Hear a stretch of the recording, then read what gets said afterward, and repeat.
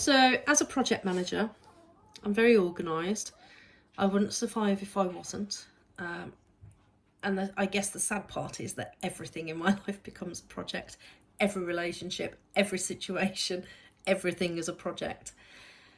So that really helped me with writing, actually. My project management skills really helped me with writing because I can start a book, move on to another book, come back to that book, and I decompartmentalize it just like I do a project.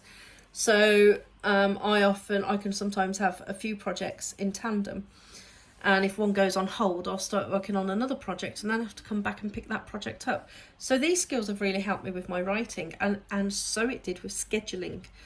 So schedule your life and say, okay, it's unrealistic for me to have big chunks of time in my day anywhere to do writing. Fine, 20 minutes every day somewhere, at night, in the morning, at lunch. Find 20 minutes.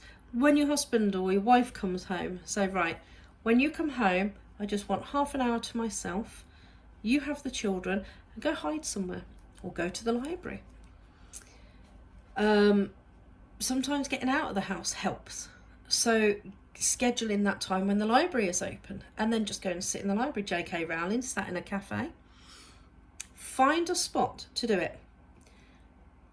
I see so many guys sitting in country lanes reading their newspaper somewhere between 5:30 and 6:30 on the nights.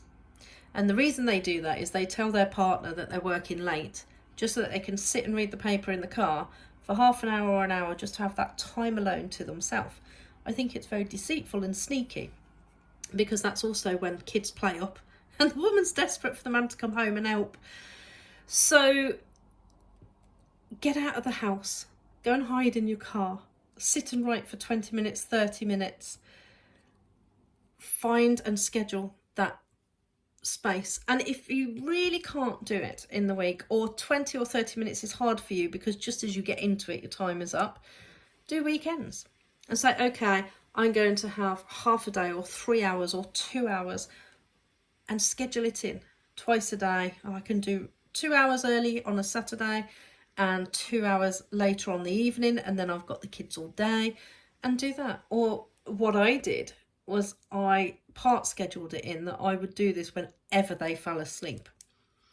So the minute they fell asleep, most mums make the mistake of going, right, now I'll wash up or fold the laundry or do this because it's they're quiet. I wouldn't. I'd be like, now I write.